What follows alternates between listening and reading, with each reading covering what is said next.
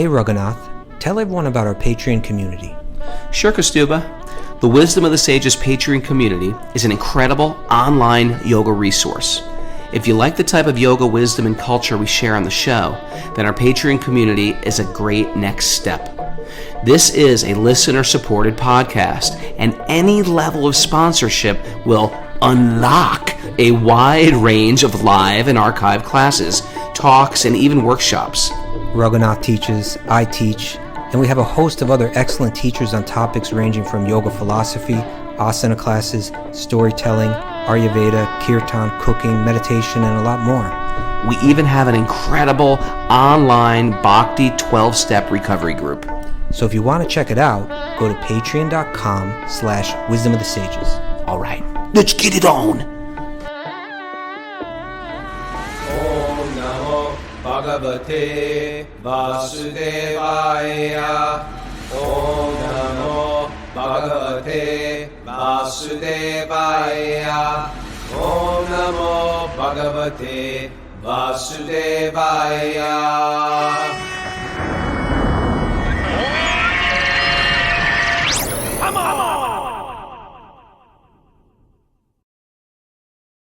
Live from Super Soul Farm, this is Wisdom of the Sages, a daily yoga podcast with your host, Raghunath, and co-host and senior educator at the Bhakti Center, New York, Kastuba Das. Welcome to the show, everybody. Welcome to Friday's study of the Srimad-Bhagavatam.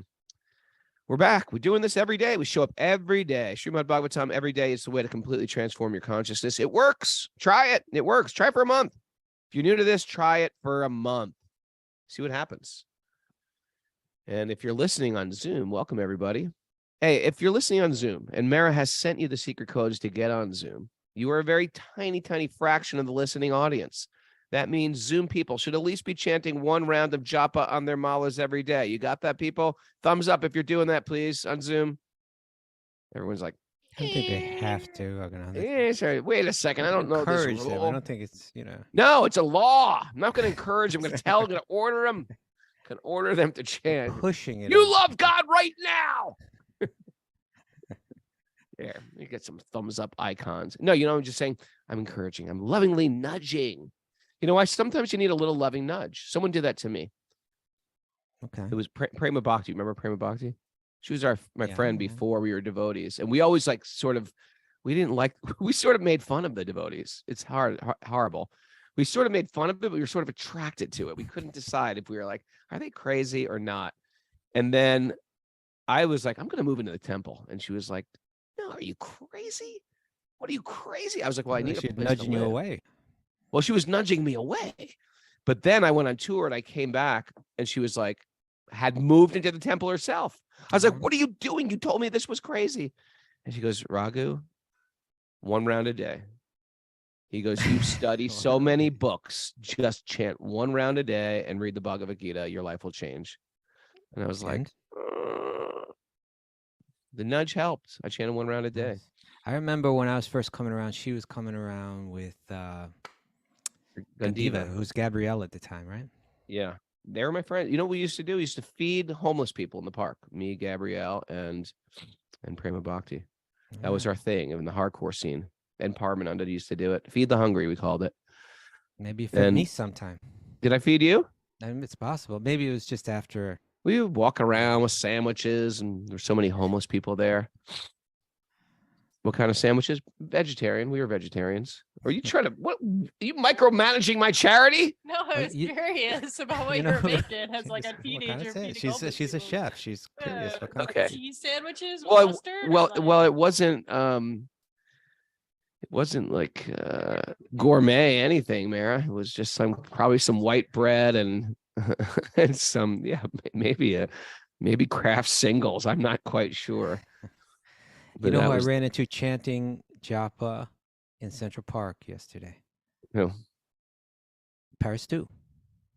Oh, she was chanting, or you were chanting? You know how it's like in the winter and it's like the morning and the sun's coming up and you want sun so much, so you go out to the park and you sit there and you sit right in that sun. Yeah. So the sun was beaming down right on her face and she had her beads out. She had her bead bag in it, but she even had the beads out of the bag and she's chanting like in deep meditation, eyes closed. And then I just walked and I stood right in front of her And I said, Hari Bol. And she opened up and she's like, oh my God. You know, there's something about New York City. You always run into devotees. You know that? New York is like you're always running into some Hare Krishna somewhere, or someone will just look at you and go, Hari Bol! And like Every day. keep walking. Every day. Yeah, it's interesting. I get that wherever I go. Somebody says Hari Bol. Hey, it's Tell a Friend Friday. You know what you can do is if you like what we're doing, like what we're talking about, you go to our Instagram page, Wisdom of the Sages, and you share it. You share it on your stories. If we have a video, you share it on your stories and tag us, and then we'll what will we do then? I guess we'll repost it, or we'll share it on our stories that you shared it. Yeah, it's Tell a Friend Friday. A lot of this stuff is organic. It just happens because somebody thinks, I think you might need this podcast, and they share it with somebody. You give them a little nudge. Today's nudge a friend today. Nudge a nugget. Speaking of nuggets, actually, let's hold off on the nuggets. Do we have any announcements? Yeah. Mara? We have an asana class with Josh Kane for our Patreon members today at 10:30. There's Back to Recovery group meetings at 12:30 and 1 today. And come to Italy with us. There's still some spaces available if you go to the Wisdom of the Sages website. We have a great group for Italy, Costuba. I saw the list. It's great. I saw the list. It's exciting. It's exciting. Seems like kids are coming too. It's a kid friendly trip. Yeah. Yeah. Costuba's the babysitter. Trampoline. I don't think there's a trampoline. There's a trampoline. There's a trampoline there? Yeah. What? Yeah. Right. Come on, man. Right next to where everybody eats, there's a trampoline outside. Ask. All right. Maybe I missed the trampoline. Ask Karuna. Is Karuna here? She knows. She was using it. Just her mom. Well, we want to see Karuna's mom this year. Yeah. Not just Karuna. Karuna was on it. Anyway, this is exciting. So anyway, go to Wisdom of the Sages events. wisdomofsages.com/events. Great. All We're right. gonna have a new website before long. I know. We're getting a new website. Very excited about all this happening. All right, sir. Nugget time. It's nugget time. What you got? Gratitude, sir. Today is the gratitude nugget. Okay. Gratitude is the ability. This is from John Ortberg. Do you know who that is? I do. Really? Who? John Ortberg. He's an American Christian author, speaker, and the former pastor of the Menlo Church in Menlo Park, California. Mm-hmm. That's who he is. All right. Gratitude is the ability to experience life as a gift. It liberates us from the prison of self-preoccupation. You want to explain what preoccupation is? I suppose you could say being preoccupied with the self. Here, I think we're using self in the negative sense rather than the positive. Right. Like not like focused on experiencing one's own true nature, but self-preoccupation here, meaning my mind is preoccupied, right? My mind is overoccupied by selfish concerns, right? What can I get? What can I get? Why aren't I fulfilled? Why doesn't somebody love me? People don't love me, right? Mm-hmm. Number one cure for that, start loving other people, right? It's that's you flip it. You flip that. Why don't people love me? Why don't people care about me? Why me? That mantra, why me? Whenever I start, and I don't let me fool you. I chant that mantra sometimes. Instead of chanting Hare Krishna, I chant, why me? Why me? Why me? Why me? Why me? I sometimes chant 16 rounds of why me. Else. Yeah. Why not Kastuba? That's what you're thinking. Why not Kastuba? Why not Kastuba? Why not Kastuba? Why Kastuba? Why Kastuba? Why Kastuba? It's unfair. It's unfair. It's unfair. But the problem with that is it's self-preoccupation, and it makes you miserable because there you go. Gratitude, just like we're chanting the holy name and we're actually focusing on Krishna's names, pastimes, his Leela. Gratitude is a meditation, and entitlement is also a meditation. I could find, I could look into your life, Kastuba, and I could find something, somehow you have hurt me, maybe in the Many 35 times. years I I've known you. apologize. Yeah, but I'm you know sorry. what I'm going to do? I'm going to file that. I'm going to file that up and bring that file to the center of my consciousness. That's what meditation is. I've kept something in a file and I bring it to the center of my consciousness on a regular basis. One thing out of the thousands of things, positive things you've done in your life, I'm going to bring one thing and I'm going to bring it to the center and I'm going to meditate on that on a regular basis. And because of that, like fine tuning, I see you just as that. So what gratitude, entitlement, anger, resentment, all these things, they're incredible meditations. And the real thing is certain things when you meditate them bring you higher. And certain things when you meditate on them corrupt the consciousness. 100%. Yeah. And, you know, this goes back to, we often say it's a bit counterintuitive, but yeah, the less you're thinking about yourself, your entitlement, the why me kind of stuff, the less you're preoccupied with that, the happier you actually are. And the reason why you're happier is because you're more closely established towards your true nature, right? Which is ultimately selfless, which, you know, which involves love, and love means I'm preoccupied with someone else, right? Sure. You know, I mean, and that's this. Go and it on. means gratitude as well. You know, I'm grateful for you. I mean, that's this. You hit upon the simple math of it all. Yeah. When you're grateful, you're actually happy, and it's not just because it's actually connected. When you're grateful, you start to realize so many people have loved me. So many people have done so much for me. Look how well I'm taken care of. You start to realize that there's messengers, there's saints walking among us. There's so many. When your focus on is why is this been so wonderful for me? How fortunate I am. When that's a regular mantra in the head, it gets rid of all entitlement, and naturally you become joyful. When the meditation is why me, it's not fair, I can't believe this, why not him, why not Kastuba, you know, that should have happened to me, why did it happen to him? When that becomes, it's how the universe is working against you. And I've seen it happen. I've seen it happen when people practice bhakti as well. It's like they still can't get that old style of thinking out of their mind. We want to worship a higher power, worship Krishna. Krishna's all attractive. We want that bliss, but we've been training ourselves in that dark, negative side of either finding faults or criticizing or being entitled.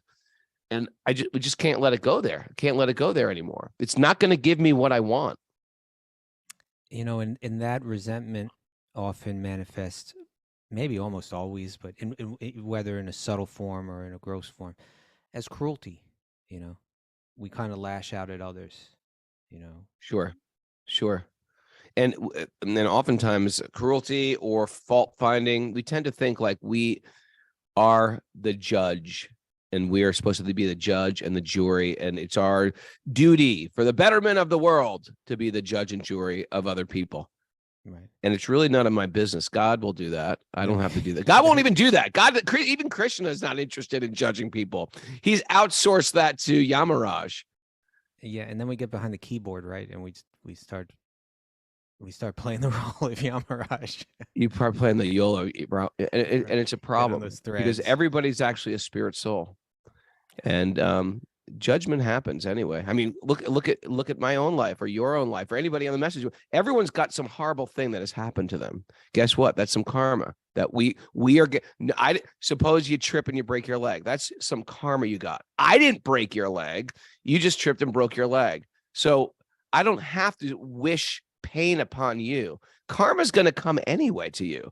You're going to get some type of karma, and it's going to be for some misaction that you have to pay for. And of course, in bhakti, this stuff is minimized, but at the same time, we're getting some karma in this lifetime, and that karma is ultimately meant to purify us. But my point is, we don't have to be the judge and the jury and the warden or the executioner. We don't have to be the executioner either. Good to Unless it's your job. Maybe you're the executioner. You know what I see sometimes, Raghunath, when I see these different threads and people going off on each other, Yeah. and it's kind of like I'm sitting there witnessing people being cruel to each other, not trying to understand each other, not sometimes it's in the guise of defending this or speaking up for that or whatever. But most commonly, it's not making progressive steps towards anything. Mm. And so I'm just sitting there reading stuff, and I'm witnessing people be cruel to each other. The And- internet's so famous for Yeah, this. and there's a type of like hopelessness in that. It's like it's people people attacking each other, being cruel to each other, insulting each other in ways that they wouldn't have the nerve to do face to face. Right. Sure. It's like the forum kind of empowers them to speak in ways that they wouldn't speak to the face of another person, right? And there's a hopelessness in it that there's some satisfaction in this, Mm. but it's nothing but drudgery. And in witnessing that, I get feelings of drudgery. I get feelings that, but there's different ways to witness it, right? Like when you're That's witnessing, what, I'm completely off Facebook, but Yeah, because Facebook's for this it's not particular a- reason, I don't even go on it. I kind of go on there and get off as quick as I Yeah. can. Generally, yeah. And I have time limits on my Instagram now, thanks to Mara. Oh, look I at told you she that. put a Oh, that governor. was a good move, man. Yeah, she put a 30-minute limit on Instagram to protect me from my animal attack videos, and What happens other- after 30 minutes? it just sort of locks. Well, this is a problem, as I just found out yesterday that it's like, oh, you've reached your 30-minute time limit. Would you like to continue scrolling I know, on but I Instagram? listen. I know, but I listen to it. I obey it. Oh, because it lets you know how far It it's just gone. lets you know, look, you're overstepping, and that's a good thing. Oh, I heard about that. It's for I've kids shadow especially, right? banned Instagram. Okay. Yeah. But in any case, my point is there can be a feeling of one's own. In other words, if you look at that and rather than think, look at these idiots doing, but you feel like, oh my God, it hurts me just to see this. It hurts you. Yeah. There's just see then people actually lashing your own out. cruelty becomes diminished in it. Like in other words, there's a bittersweet kind of like when we can't stand to see others hurting one another, then there's something within us dies. Something that needs to die within us dies. The cruelty within us Mm. diminishes. Yeah. Oh, man. This executioner thing is a weirdly weird dopamine dump of power too. It's not spiritual in the least. I don't engage in it, even if it's something about me. I've been canceled a few times, Right. but I just don't engage in it.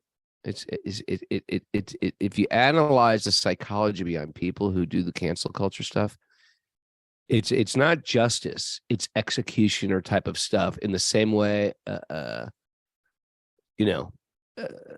a serial killer, just like there's a power trip. I think they say it's dopamine or some type of power of a righteousness.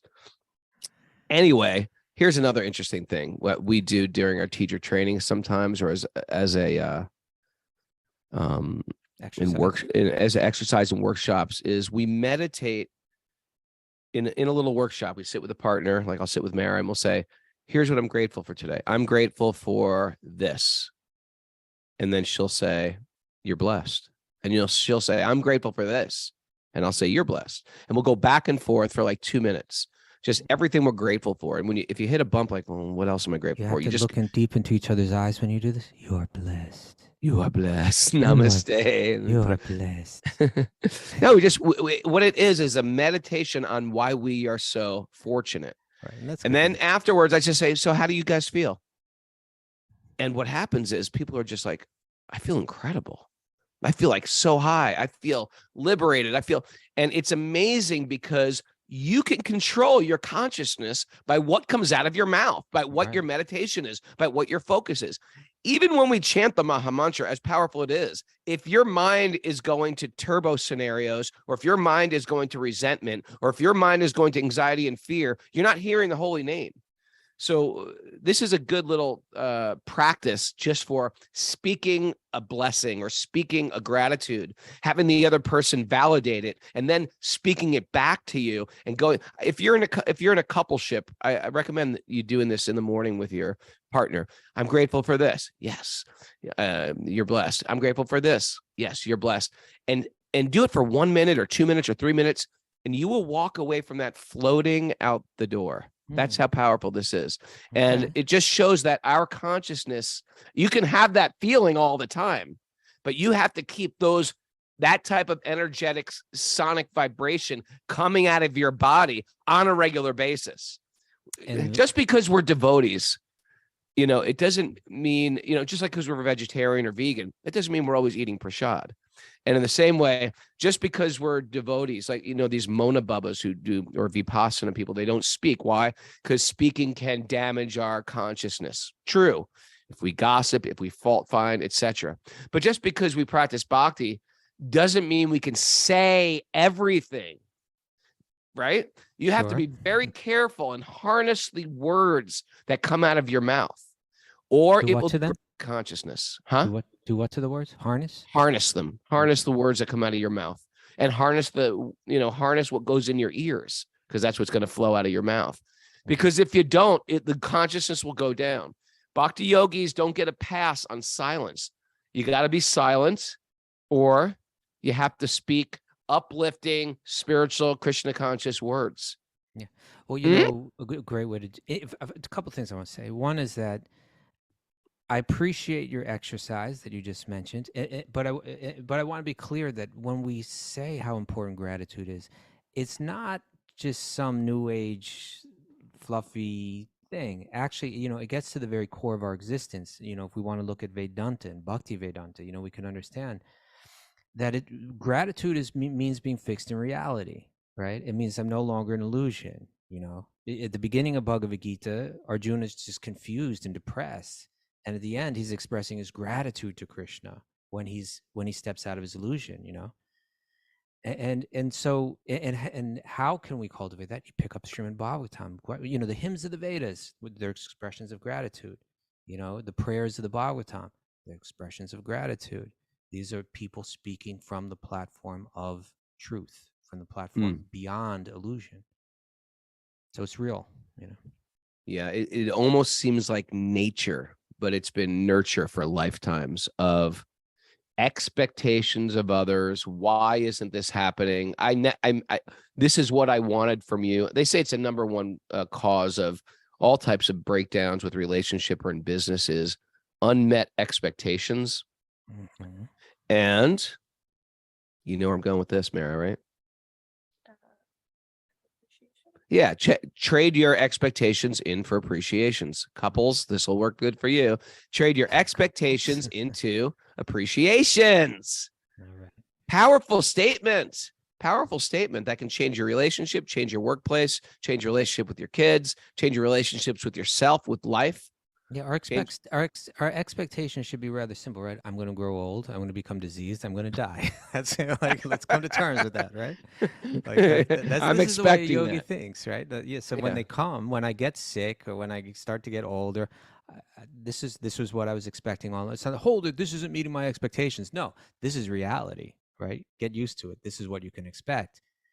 But trade in, but then focus on the appreciations, all that we're given. Even though I'm in a body that's aging and becoming diseased and ultimately dying, even though that circumstance, I'm currently bound by, actually I have a nature that's beyond that. And from that, there's something to be eternally grateful. And when I can begin to see the entire world moving for the purpose of my more deeply realizing that, I become grateful for everything. Even the stuff that's not so pleasant, even the aging, even the growing old, and ultimately even the death. Thank you, Death. Yeah. What's that? Thank you, Death. Thank you, Death. Write that down. Imagine living in a relationship where everything is an expectation. I expected this from you. It's like relationships that are based on disappointment. I'm disappointed in you.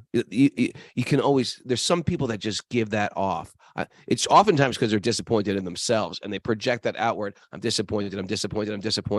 It's such a brutal, abusive relationship, right? And imagine the opposite. Wow, I'm really, seeing some greatness in somebody that they can't see in themselves. Right. That's a real relationship. That's a relationship that's going to lift you higher. When you said that, I was thinking, well, parents may often make those kind of expressions to their kids, but at the same time, it's the parents' duty to kind of train the kids. But I'd imagine, I'm not a parent, Raghunath, so you can help me with this. But there's a difference. There must be a difference in when one's expressing, I suppose you could say, their disappointment with the child. It's not that I'm suffering because you've behaved this way and now you're responsible for my suffering. My disappointment is that you have more potential that you're not reaching that'll make you a better and happier person. And like what you're conveying to the child when you express your disappointment. Sure. It's like a nonviolent communication. Who's that author? Marshall Rosenberg. Great book. Yeah. It's about the power of your language, right? And harnessing how you get the same thing, but you phrase it in a different way. You frame it in a different way. But even here, I'm talking about what may be two different conceptions too, right? And in other words, like, what am I trying to communicate to my child, or to anyone for that matter, right? That I'm just, your lack of evolution, right, is resulting in my suffering, and that's why you better change. That's one message. Go Suba on parenting. Yeah. Well, that's one message, and another message is, hey, you've got greater potential for this. It's not me that's suffering because of this; it's you that's suffering because of this. So let's try to improve. Yes. Yes. All right. All right. That's a good one. That's a good little nugget. Gratitude nugget. Well, it's going to tie into what we're talking about today, because we're going to hear now. We get to, who we get to now? We got like 7 or 8 chapters now, or something like that, all on Bharat. All right. Want to hear something crazy? Sort of Krishna miracle? I was leading into something there, Raghunath. I thought you paused too much. Okay. That was like, we could go with that, or we could just totally ignore that's the cue, that segue that you could have picked up and ran with. You see, I got a squirrel by a tail. All right. Okay. All right. No, if you feel that you need to share something, go ahead. We were looking for something on Facebook Marketplace, and I was like, Facebook Marketplace I go to. It's a very good resource. It's better. It's like Craigslist, but on Facebook. Okay. So it's sort of like the people, you can at least check out their background. Craigslist is just like it's the scariest thing in the world. You don't know who's showing up at your house or who's going to. They're trying to rip you off left and right. Well, there's tons of scammers and stuff like that. Yeah, anyway, go ahead. Anyway, the thing I was interested in, it said, you have a mutual friend. I was like, I have a mutual friend with this person I want to get something from. It was Greg DeGasu, our regular Zoomer. I was like, this is a Christian miracle. Not really, Raghunath. No, it's not. It was Greg DeGasu. Okay. Yeah, Facebook works that way, where it's like, there's different degrees of separation. You don't think that was a Christian miracle? I thought that was quite. Craig DeGasu is on Zoom now. He's in shock. Okay. Anyway, I thought let's get into it. Bhagavatam. Let's go. All right. Narayanam namaskritya naram chayavanarotamam devim saraswatim vyasam tato jayam mudirayat. Before reciting the Srimad-Bhagavatam, which is a very means of conquest, one should offer respectful obeisances to the Supreme Lord Narayan, unto Narayan Rishi, the supermost human being, unto Mother Saraswati, the goddess of learning, and to Srila Vyasadeva, the author. Nasta prayeshva bhadreshu nityam bhagavat sevaya bhagavati uttama bhaktir bhavati naishtaki. By regular attendance in classes in the Bhagavatam and by rendering service to the pure devotee, all that is troublesome to my heart will become eradicated, and loving service to the Supreme Lord, who is praised with transcendental songs, will be established as an irrevocable fact. Om Gyana Tamarandasya Gyananjana Shalakaya Chaksurun Midatam Yena Tasmai Shri Gurave Namaha. I was born in the darkness of ignorance, and my teachers are opening my eyes with a torchlight of knowledge. I offer my obeisances at their lotus feet. Okay. I wonder if Prabhupada would say something like, when the 5th regular principle is no more Facebook, no more Facebook. People have speculated about that. right? I mean, this that we talk about like caffeine being addictive, or what else is addictive? Cigarettes being addictive, or social media. Man, what an addiction Well, it you can got a be for half-hour people. limit now, Raghunath. I know. You know what I should be? I should be like, no, I'm going to use like 4 minutes. It should be like that. In and out, in and out, in and out. 4-minute one. Mara, it's just that. 4 minutes. now. Adjust that. Take it down. I don't care. You can make it lower. It's better. I feel let's, so. Let's take it you down know what? I 5 feel minutes every good. week. Let's take I it down feel 5 good minutes about every it. week. 5 minutes less every week. Yeah, I feel good about it, Okay, Mara. we're I'm gonna not trying to wean fight you. the system. We're gonna wean you off it, Raghunath. Ugh. All right. Let's do it, Mara. Mara? Now we're waiting on you. Reading from Canto 5, Chapter 7, Text 1. What's entitled the chapter? So exciting when you hear text one. The activities of King Bharat. The activities of King Bharat. Tell us a little bit about Bharat, just briefly, Raghunath. Let's he's get a little background. He was a kid. He was the emperor of the universe. He was from the dynasty of the sun. He's Right, 'cause he's coming from down Ikshvaku. Well, he's ultimately from Ikshvaku, the first human king who came from the sun god. Hold it. What are you talking about? What, Bharat? Yeah, because Bharat is he's the son of he's coming down from Priyavrata, right? I mean, that's the whole that's the whole chain we've been All following. right, let's Wikipedia Bharat right now. Okay.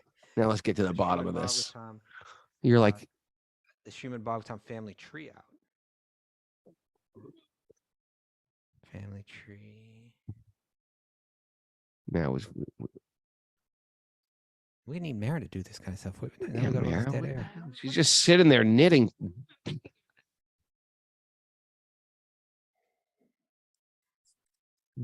Dead air. Okay, I got my family tree here. Okay. So we got Priyavrata, right? Yeah. Who is the son of Swayambhuva Manu, Yeah. who is the son of Lord Brahma. Yeah. So Priyavrata has one daughter and 13 sons. And his grandson is Agnidra. He has 9 sons. Married 9. Oh, he had 9 sons and he married 9 daughters. Who married the 9 daughters of Meru. The oldest among them was King Nabi. King Nabi's son was Rishabdev. Rishabdev's son is Bharat. This is amazing. This family trees. Yeah. Now Bharat, there's another Bharat that comes down from Atri through Soma, coming down, Nahusha. I'm wondering if that's the lineage. You got the right Bharat? Well, that one it says it's not Jada Bharat, it's a different Bharat. This is the Bharat who India was named after. Yeah, that's right. I wonder, you see, and that lineage ultimately leads to Yudhishthira and to the Pandavas. Sun god. Coming down from Puru. So we got to look into this and try to understand this. We get to the bottom of this. Yeah, we got to get to the bottom of this. It says that he has, over on the other end, coming down from Priyavrata, Bharat has many descendants. The last one mentioned is Maharaj Gaya. So I don't know. We have to do a little research into that. We'll reach out to some experts. All right. Okay. But we thought we were going to have a bigger breakthrough, people. Sorry about that. We were like dead air. Don't worry, get into the bottom of this. Nope, we're still not at the bottom. Yeah. By the way, Greg DeGasu posted on the message board the miracle that it was, because Stuba, it was a miracle. Okay, Look on the fair message enough. board. Okay. And here we go. And now I'm looking at Ishvaku's lineage. Now Mhm. Janak comes from him, right? But I don't see any Bharats coming underneath Ishvaku. You know, Ramchandra comes in that lineage. Yeah. But Ramachandra comes much later. All these great. Much later. Yeah, Yeah. but coming from Ishvaku. Mm. So Ram is in the lineage of the sun. Pandavas would be in the lineage of the moon, correct? I don't know. Okay. I don't know. Anyway, Anyway, let's get text into it. one. Well, Sukadev Goswami. we could say this. We could say this at least. It's old. We can say that Bharat we're going to hear chapters on him, how he's like this super, he got these incredible instructions from Rishabdev about renunciation, but first he lives as a king, like as an excellent king, right? But we're not going to hear a lot about that's going to be summarized very quickly for us. Then he's going to renounce. He's going to take up those instructions that he got from his father. He's going to walk away from it all. As soon as somebody's ready to take care of it, he's going to walk away. He's going to go out and live in the forest. And he's going to go deep into bhakti meditations. Right? But then what happens? Gets sidetracked, right? Got a little sidetrack. He traded in best for good. Yeah, and he takes birth again as a deer. But in that birth as a deer, he maintains his memory of exactly, like he's got like a human awareness. Yeah, it's like Gus. He's aware of what's going I on. don't know if Gus is aware. He is. Gus, my dog, is completely aware. He's like, one more birth. I got to take one more birth in this dog body. Yeah. And then he as a deer, he seeks out the association of saintly people. He keeps his consciousness and his awareness on a very high level. And he takes his next birth as a human in a Brahmana family, but he does something like what his father was into, his previous father, which is he kind of like poses as like an idiot almost, People don't take him seriously, but he's got his own deep meditations within. And what will happen is he will run into the king, or the king will run into him, and the king will begin to insult him. And then he speaks up, because normally he's not speaking at all. Like he's just more or less being silent all the time. But when the king insults him, he begins to, without resentment, he begins to give the king instructions on, on Atma Tattva, on the nature of the self.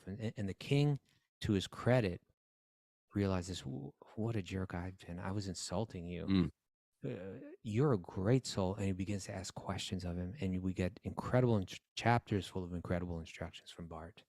Spoiler alert, Kostuba just told the entire story. No, because the story isn't the important thing. It's the teachings within the story that's important. So I just want people to have a little picture of where we're going here, right? Yeah.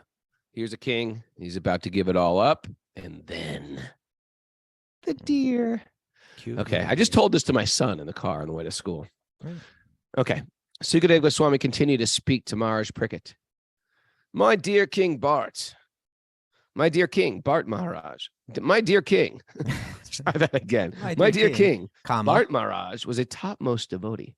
Following the orders of his father, who had already decided to install him on the throne, he began to rule the earth accordingly. When Bharat Maharaj ruled the entire globe, he followed the orders of his father and married Panchajani, the daughter of Vishvarup. Just as the false ego creates the subtle sense objects, Maharaj Bharat created 5 sons in the womb of Panchajani, his wife. These sons were named Sumati, Rastabrita, Sudarshan, Avarana, and Dhumraketu. Okay, so what do you think that means? As the false ego creates the subtle sense objects.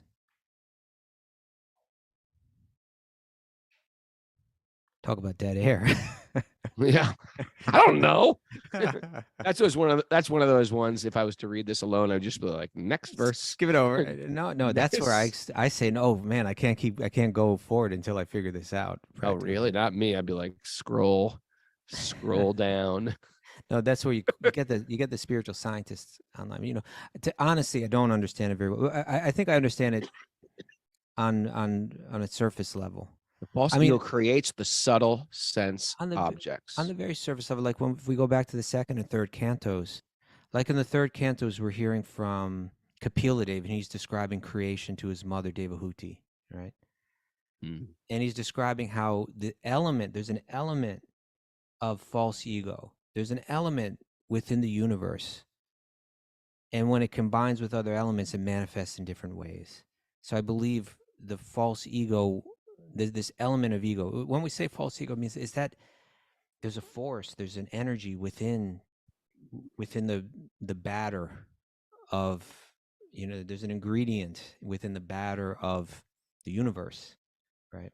That has a particular effect, just like yeast has an effect in a batter, So this false ego, it transforms when it comes into contact with other elements. It transforms and develops into something else. And so false ego combined with when it contacts sattva guna, the mode of goodness, I think it manifests as the mind, and when it manifests with the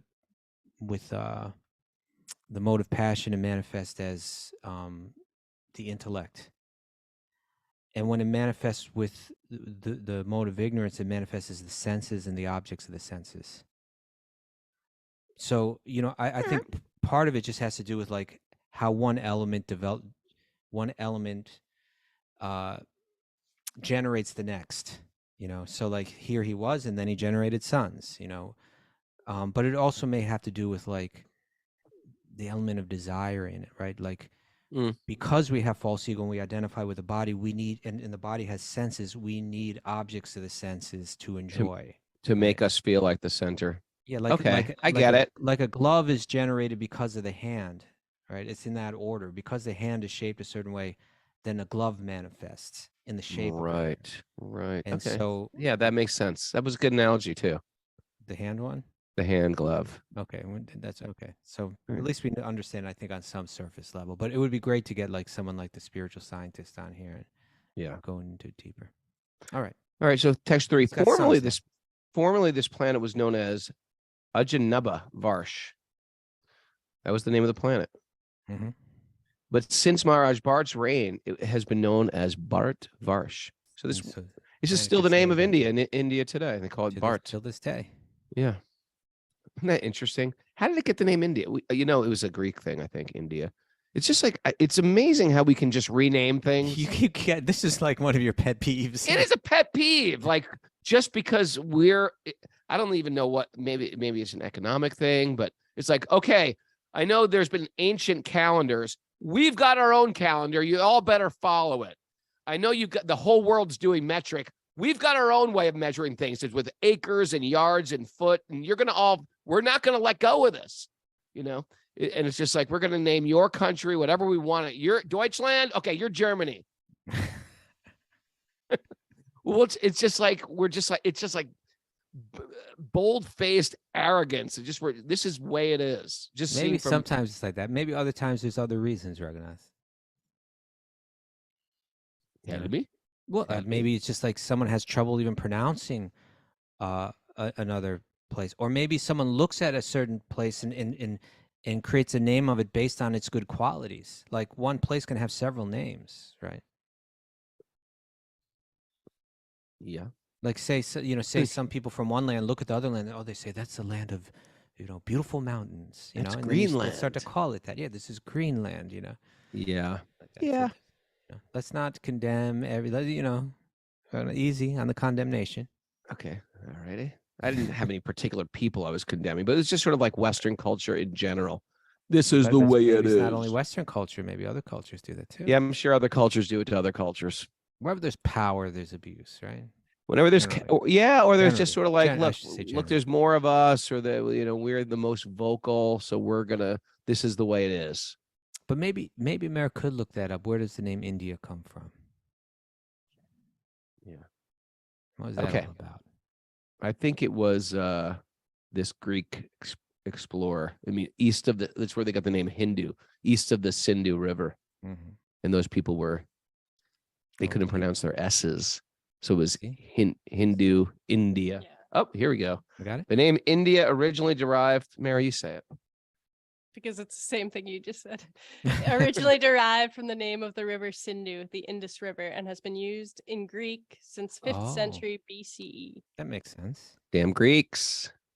Okay. And then we just all picked up on it. Yeah, you guys are India. You guys are India now. But we have a different name. India! Okay. But we have a name we've been using since ancient India. You ready? Just to call Native Americans Indians. That's a whole nother thing. India. Indians. But we have many, many different nations here. Indians. It's just like we speak it loud. And it's just like, whatever. Okay. Let's keep it moving here. Let's keep it moving. Text 4. Maharaj Bharat was a very learned and experienced king on this earth. He perfectly ruled the citizens, being himself engaged in his own respective duties. Maharaj Bharat was as affectionate to the citizens as his father and grandfather had been. Essential in the leader. Right? That Keeping them affection. engaged in their occupational duties, he ruled the earth. Okay. Text 5. With great faith, King Bharat performed various kinds of sacrifice. He performed the sacrifices known as Agnihotra, Darsha, Purnamas, Chaturmas, Pasu Yagya, wherein a horse is sacrificed. Rejuvenated. When we say sacrificed, we mean born again. And born again horse. And Soma Yagya, wherein a kind of beverage is offered. Intoxicating Soma beverage. Joe Rogan's obsessed with the Soma beverage. He always talks about the Soma beverage. Sometimes these sacrifices were performed completely and sometimes partially. In any case, what does that mean? Partially? I suppose, like a marriage ceremony. Sometimes the marriage ceremony is like a 3-day affair, and sometimes you get it over in 20 minutes. It's like there's different ways you can do it. A shotgun yagya. In any case, in all the sacrifices, the regulations of Chaturhotra were strictly followed. In this way, Bharat Maharaj worshiped the supreme personality of Godhead. Chaturhotra means there's 4 priests, right? Never thought about that. Yeah. Each one sitting on a different side of the pit. Each one with Trivia question. What is the original name of chess, the game chess? We're not. This doesn't matter. Mary, you know this? Chaturanga. Okay. Whip that out at a party. Yeah, named after the rook, the bishop, the knight, and the queen. Okay. After performing the preliminaries of various sacrifices, Maharaj Bharat offered the results in the name of religion to the Supreme Personality of Godhead, Vasudeva. In other words, he performed all the yagyas for the satisfaction of Lord Vasudeva, Krishna. Maharaj Bharat thought that since the demigods were different parts of Vasudeva's body, he controls those who are explained in the Vedic mantras. By thinking in this way, Maharaj Bharat was freed from all material contamination, such as attachment, lust, and greed. When the priests were about to offer the sacrificial ingredients into the fire, Maharaj Bharat expertly understood how the offering made to different demigods was simply an offering to different limbs of the Lord. For instance, Indra is in the arm of the Supreme Personality of Godhead, and Surya the sun in his eyes. Thus, Maharaj Bharat considered that the oblations offered to the different demigods were actually offered unto the different limbs of Lord Vasudeva. Okay. Interesting. Well, this is important because let's put this in context. Now, let's zoom out a little bit, right? Let's put ourselves let's try to see a bit through the eyes of Vyasadeva, who composed this book. Okay.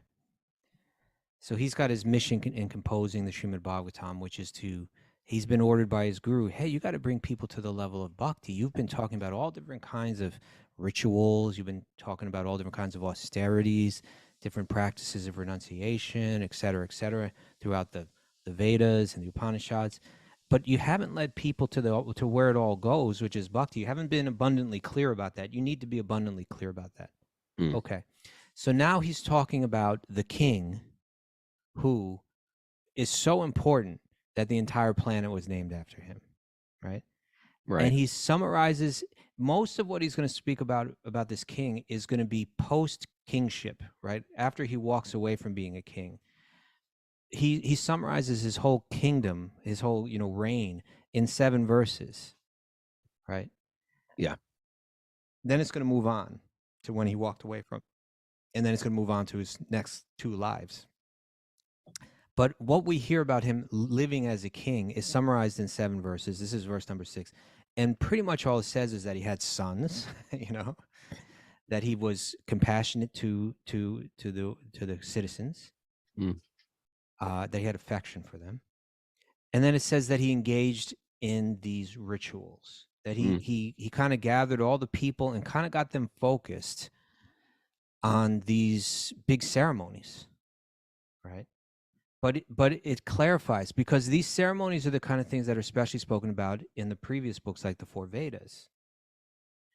And the motivation behind them was commonly people were saying from this God, oh, you're the God of rain, please send me this. Oh, you're the goddess of wealth, please give me that, right? It's not a well-developed understanding of the purpose of, now these, we started the show by talking about gratitude, right? This means that the leader, just the same kind of stuff that you and I were saying, Raghunath, about the benefits of how the awareness of gratitude, the state of mind of gratitude, how it's being situated in truth, and how it brings one's happiness. Basically, our good fortune comes from it.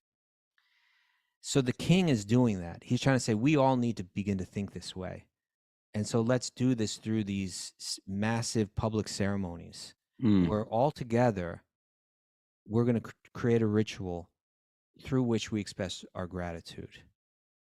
But it's saying that he's taking it to the next level. And this is what Vyasadeva is trying to clarify here. He's saying, yes, he's got everyone engaged in these ceremonies that are expressing gratitude, but his realization of it was deeper. It's a more mature kind of gratitude than you may find in some of Vyasadeva's earlier texts, because they're not just saying, we're grateful, now please give us more, right? It's saying that in his mind, he wasn't saying, he saw that although within the rituals, they may have been reaching out and expressing gratitude to different devas, different gods or goddesses, that he saw those gods and goddesses in connection ultimately with Lord Vishnu or with Krishna. And so, he generally, people approach the gods and the goddesses to give me more, right? Whereas his attitude was, it was more like an attitude of pure, an expression of love. Because when you approach Krishna, the god of love, right, he only accepts love. That's all he's interested in. And so, there's a maturation of gratitude, from expressions of gratitude for the purpose of receiving more external things. To the evolution where that is an expression of gratitude in love. Sure. And Bharat Maharaj was there. So in the very first verse of this chapter, called him Mahabhagavat, great devotee. And so not only was he great in the sense that he was managing well, but he was, and not only was he getting the citizens focused on like a higher level of consciousness, but he was bringing them to the highest level of consciousness through practicing these rituals within the context of bhakti, within the context of love. And, and Prabhupada writes this here. He says, he expressed in the commentary, he says, if we massage a person's legs, we do not really serve the legs, but the person who possesses the legs. All the demigods are different parts of the Lord. And when we offer service to them, we're actually serve the Lord himself.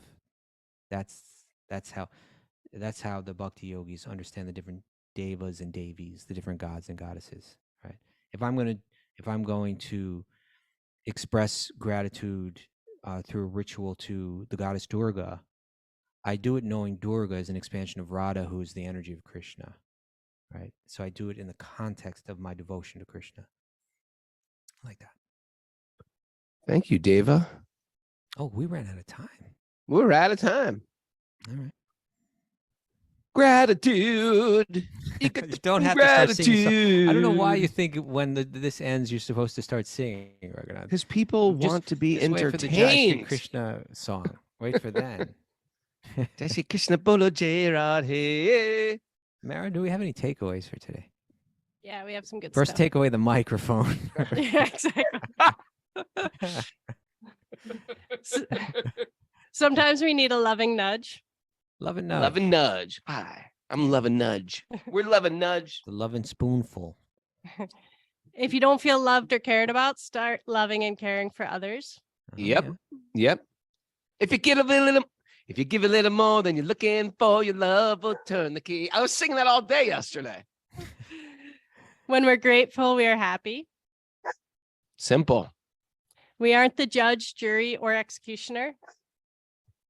Did you hear? Can you hear the dog barking after each after each takeaway? I thought I We say a heard a little takeaway, the dog barks. The dog waits for me to finish too. Speak your blessings and gratitude to uplift your life. You were saying he's an evolved dog, Raghunath. He's not an ordinary being. He's fully conscious. He's like, one more birth. One more birth. I've just got to eat prasad and lick the devotee's feet. Harness the words that come out of your mouth. Harness them. Gratitude means being fixed in reality. That's right. Yeah. Yeah. Cultivate gratitude through Shastra. That's the best way to Yeah. do it. Or thinking. Just think. Just think.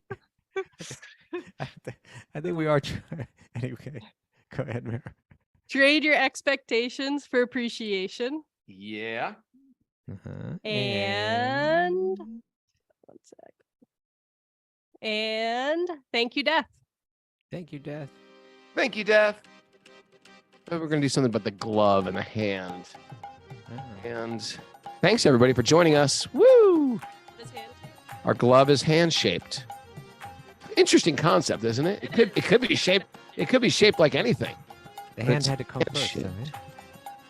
Though, right? Right. Karuna, we have a question. Is there a trampoline at Villa Vrindavan? Yes. Thumbs up. Yes. All right. I'm going to trampoline. That's one of the healthier things you can do. Jump up and down. Get the endocrine system in gear.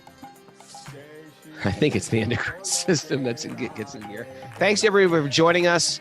Thanks for all the Zoomers showing up early in the morning or late in the afternoon, depending on where you're from. And thanks for everybody who supports what we're doing. We appreciate it. We're just trying to pass on the message of the Bhagavatam, trying to keep the main thing here.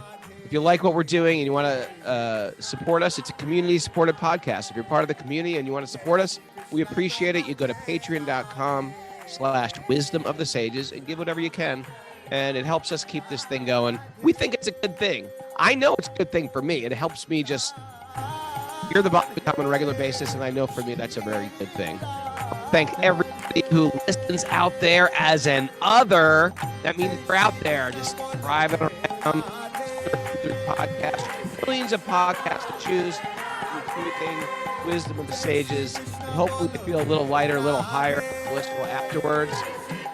The lymphatic system. I think Jamie that is loves the endocrine system. every morning. Thank you. Same thing? I said the endocrine I system. think they're the same thing, aren't they? I gotta get my systems. Down. I think they may be the same thing. No, Mara says no. You sure? It's The good for your. glands, the How about lymph it's just nodes, good for your? How many systems are there? Many systems. I used to know the circulatory. I bet it's good for that system too. There's respiratory, Respiratory. I bet it's good for the respiratory. circulatory, 5. Dan Murphy's saying 5. 5 Digestive. systems. digestive. I got a feeling jumping on a trampoline is Skeletal. good for all 5 of those. Jamie, love you, system. You're the system police. Off my system. Lori Pag says there's 10 systems. Okay, let's Lori Pag and Dan Murphy wrestle it out. Arm wrestle this one out. Ah.